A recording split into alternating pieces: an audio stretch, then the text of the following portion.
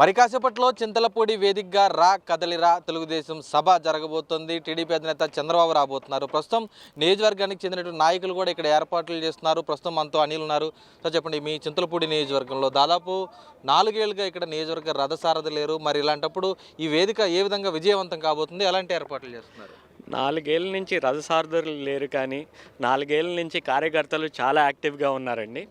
ఈ రా కదిలిరా అనే పిలుపుకి ఎంతమంది జనం వస్తారో మీరు చూడండి. 7 నియోజకవర్గాల నుంచి దాదాపు 1,00,000 కంటే ఎక్కువ మంది జనాలు వచ్చేదేంటి ఫెసిలిటీస్ అరేంజ్ చేశామండి. మీరు చూస్తే ఇక్కడ కూర్చోడానికి కూడా ప్లేస్ ఉండదు. అంటే ఈరోజు పెద్ద ఎత్తున కూడా వైసీపీ కూడా సిద్ధమైనటువంటి బహిరంగ సభ ఏర్పాటు చేస్తుంది.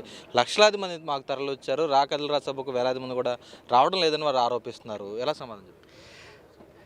వైసీపీ సిద్ధం సభకి 3 ఉమ్మడి జిల్లాలు 50 నియోజకవర్గాల నుంచి కలిపితే 50,000 మంది కంటే ఎక్కువ మంది రావట్లేదండి.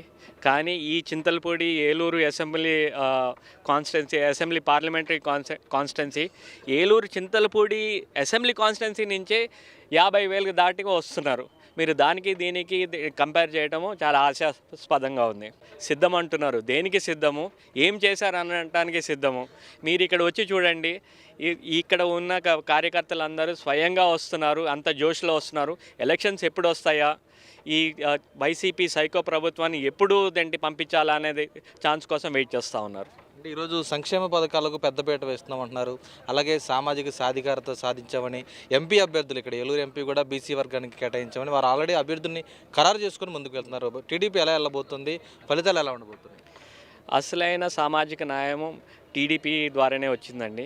పేరు కోసం ఒక బీసీ లీడర్లు ఇచ్చారని, ఇది ఇచ్చారని, లేకపోతే బీసీ కార్పొరేషన్లు ఇచ్చారని ఓన్లీ పేరు కోసమే, కానీ అందులో కుర్చీలు టేబుల్ తప్ప ఏమీ జరగట్లేదు. అసలు ఎన్నికలు వచ్చేసినాయి. చింతలపూడి నుంచి దాదాపు 4-5 అభ్యర్థులు ఆశావాహాలు వ్యక్తం చేస్తున్నారు. మీరు కూడా టికెట్ కోసం ప్రయత్నిస్తున్నట్లు తెలుస్తుంది. అంటే ఎలా, ఒకవేళ టికెట్ వస్తే చింతలపూడి నియోజకవర్గానికి ఏం చేయబోతున్నారు? ఎటువంటి భరోసా ఇస్తారు? మేము 3 కానీ 4 కానీ ఎంతమంది ఆశావాదులు ఉన్నా కానీ చాలా యూనిటీగా ఇక్కడ పార్టీ గెలుపు కోసం ప్రయత్నిస్తున్నామండి.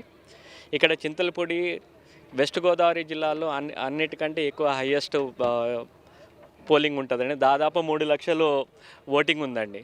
అయినా కానీ కూడా ఈ వైసీపీ ప్రభుత్వం గత 5 ఏళ్లలో 2 కోట్లు కూడా ఖర్చు పెట్టలేని దుస్థితి. మేము వస్తే చింతలపూడి ఎత్తిపోతల ప్రాజెక్టు కానీ, లేకపోతే ఇక్కడ రోడ్లు కానీ, ఇక్కడే పక్కనున్న బీసీ హాస్టల్ ఉందండి. కేవలం కొన్ని లక్షలు ఖర్చు పెడితేనే హాస్టల్ కంప్లీట్ అవుతుంది.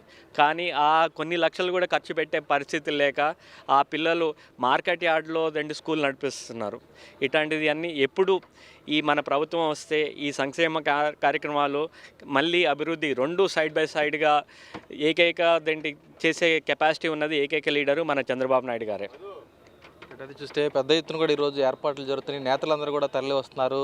రా కదిలిరా సభకు సంబంధించినటువంటి వేదిక ప్రాంగణం ఎక్కడైతే ఉందో చింతలపూడిలోని యాంటోనీ నగర్లో ఉన్నటువంటి ఈ సభా ప్రాంగణానికి మరి కాసేపట్లో అటు టీడీపీ అధినేత చంద్రబాబు వచ్చి ప్రసంగించిన నేపథ్యంలో అధినేత ఏం చెప్తారనేటువంటి ఆతృతతో ప్రస్తుతం కార్యకర్తలు కానీ తెలుగు తమ్ముళ్ళు అందరూ కూడా ఎదురు చూస్తున్నటువంటి పరిస్థితి కూడా ఉంది. మొత్తానికి ఇప్పటికే నిన్న జరిగినటువంటి పవన్ కళ్యాణ్ అలాగే చంద్రబాబు భేటీ అనంతరం టికెట్ల సర్దుబాటు కూడా దాదాపు ఓ కొలిక్కి వచ్చినటువంటి వాదన వినిపిస్తున్న నేపథ్యంలో అభ్యర్థులు ఎవరిని ప్రకటిస్తారు, అధినేత ఈరోజు ఏమన్నా ప్రకటిస్తారంటూ ఎంతో ఆతృతగా తెలుగు తమ్ముళ్ళు ఎదురు చూస్తున్నటువంటి పరిస్థితి అయితే ఇక్కడ కనిపిస్తుంది. కెమెరా పర్సన్ మహేంద్రతో భార్గవ్, ఐ న్యూస్, చింతలపూడి నుంచి.